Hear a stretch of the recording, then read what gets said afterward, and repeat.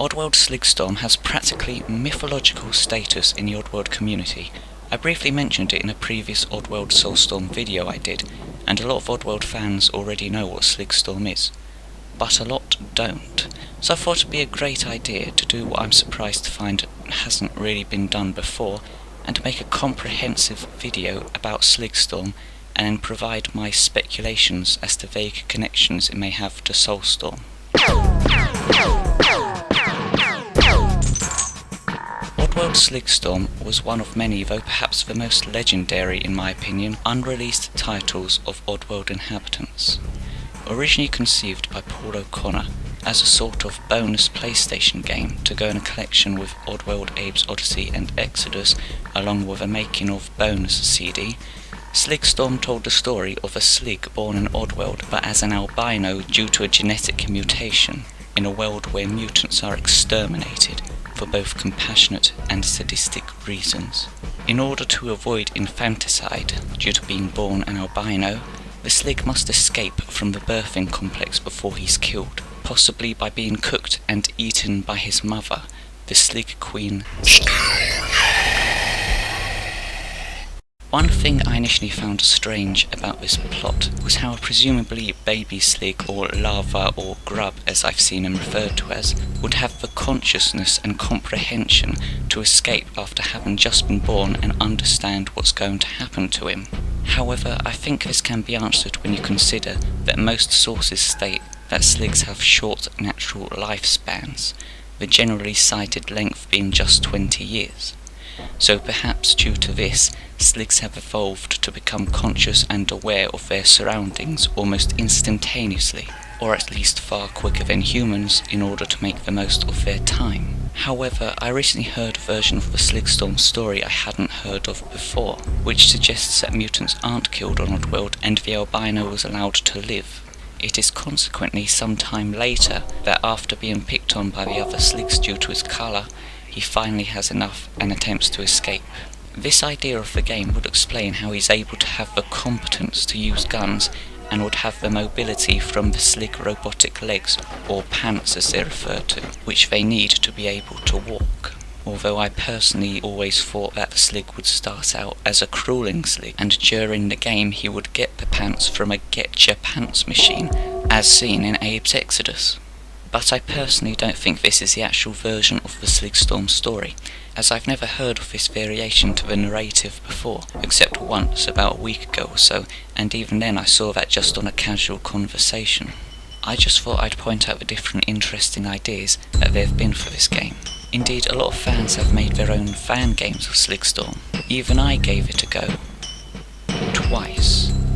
Unfortunately, I don't think I have a copy of either anymore. I didn't get particularly far with them anyway. I just drew some sprites of a crawling Slig that was sort of cream coloured and a few backgrounds and made it playable, and that's pretty much it really.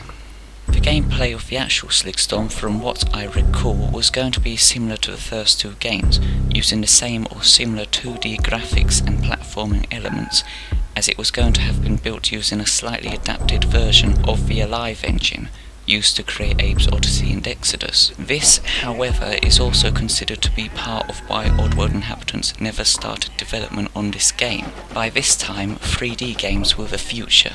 Production had started fully on Oddworld Muncher's Odyssey, as well as the real-time strategy game Hand of Odd, which also went unreleased, and their game studio simply didn't have the infrastructure to support the Alive engine anymore. What is known is that SligStorm was intended to be about 50 to 100 screens in size, or about as big as the Slig barracks level from Abe's Exoddus, and perhaps would have included 2 minutes of full motion video cutscenes to provide the story. SligStorm ultimately didn't happen, due to the reasons I stated earlier, and also because the publishers, and even Lorne Lanning I believe, was sceptical about having a game with a Slig as the main character, what with them usually being the villain, and perhaps not appealing to players, considering them much like their in-game masters to be too ugly.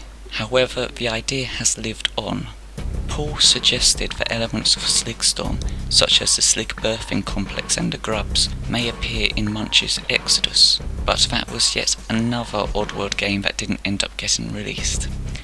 Yeah, there's been a lot of those. Despite this, it has remained firmly in the Oddworld consciousness. On the 1st of April 2010, a blog post stated that SligStorm was confirmed to be in the works to be released later that year on the Xbox Live Arcade as a downloadable game. However, this was later confirmed to be a rather obvious April Fool's joke, created, according to the author, out of part hope. In January 2013, Just Add Water released a poll asking fans out of a list of choices what game they wanted them to make after New and Tasty. SligStorm was one of the options, but it came second to last, with only 3% of the vote. But to be fair, SligStorm isn't a proper game, it was only a small bonus game, so it was kind of the odd one out.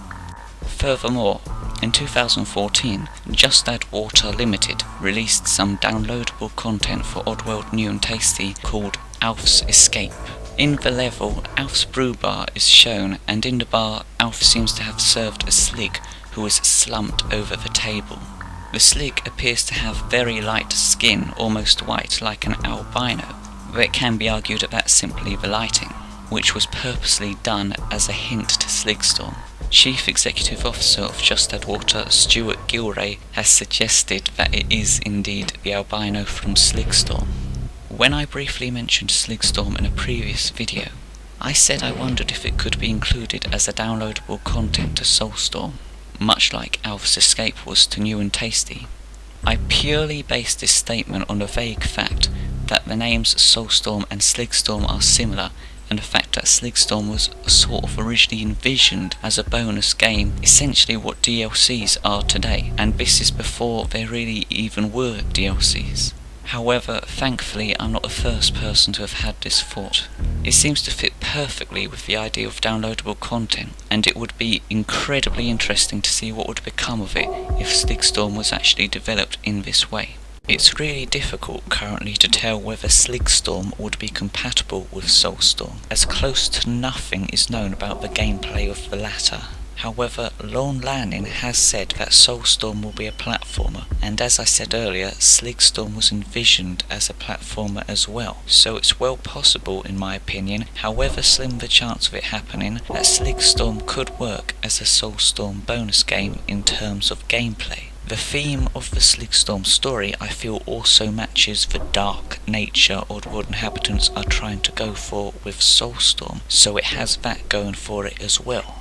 It's possible that they'd remain silent on the project if they were going to do it, hence why we wouldn't have heard anything about it, but to be honest, I'm almost certain that they'd have done nothing in terms of it even if they were considering making a SligStorm DLC. This is simply because it really doesn't make any sense at all for them to begin work on a DLC before they've even released the actual game.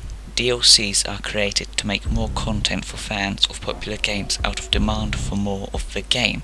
If SligStorm were to happen, Oddworld Inhabitants would release SoulStorm and see what the reaction for that is, and if that's highly successful and they think extra content would be snatched up by the fans, then they'd begin to seriously consider making a DLC, potentially SligStorm. I say this, yet Alf's Escape was created before New and Tasty was released, and in fact was included with pre-orders of that game. However, SoulStorm and New and Tasty are two very different games. New and Tasty emphasised marketing heavily. It was all about showing the world that Oddworld is back. It needed to be loud, bright and brash, and adding whole new bonus content about a favourite character to a remake of a game was one way of doing that. The marketing approach of SoulStorm is quite the opposite, going from a much more understated tone, intriguing people by enshrouding the game in mystery and keeping it very, very private. This may seem like an unusual approach, but the only thing people love more than secrets is finding out what those secrets are, and to do that they'll have to buy SoulStorm. Speaking of this unusual marketing approach, I recently heard that Oddworld Inhabitants as an organisation will not be attending the biggest gaming event of the year, the Electronic Expo or E3, which starts on the 12th of June. This surprises me immensely if it's true, as I was expecting that they'd take this great opportunity to market their game and show it off to millions before it's released, which is supposedly going to be sometime this year. Speaking of which, I also have reason to believe Oddworld Inhabitants have a definitive release date for Soulstorm, but they obviously haven't revealed that yet to the public, if that's even true. Apparently individuals from Oddworld Inhabitants will be going to E3, and I'm personally not entirely convinced the rumour of Oddworld Inhabitants not going is entirely true, so we'll have to see what happens there. My personal guess for the event, if anything does happen, is that I think they'll at least reveal a release date, but that really is just a vague judgment on my part based on speculation and other things that I've heard. Finally, while making the thumbnail for this video, I was using an image of what Lorne Lanning described in his 2017 Eurogamer Expo presentation as "This is the new FeeCo Depot." But when I zoomed in, I realised that the sign on the top of the building said Comet. Now I thought I was the first person to have discovered this, but it turns out a few had done so long before me. But a lot of people still didn't know about it, including me, so it turns out FeeCo Depot, or I personally pronounce it Depot, but I'm weird, has officially been renamed Comet Depot, or Comet Depot, or Comet Depot. Comet Depot actually sounds alright. So in Oddworld Soulstorm, FeeCo Depot is not called FeeCo Depot, it's called Comet Depot. A few people have thought this name is quite unusual, and I wonder if it's a reference to the deleted scene from the beginning of Abe's Odyssey, which shows a meteor or asteroid shower falling down onto Oddworld and causing the moon with Abe's hand to form. Could be a reference to that. It is clear that Oddworld Inhabitants are sparing no effort to make this the best game they can. They want it to be a masterpiece, and the time they're putting into getting it right suggests that Oddworld Soulstorm may be one hell of a sensation.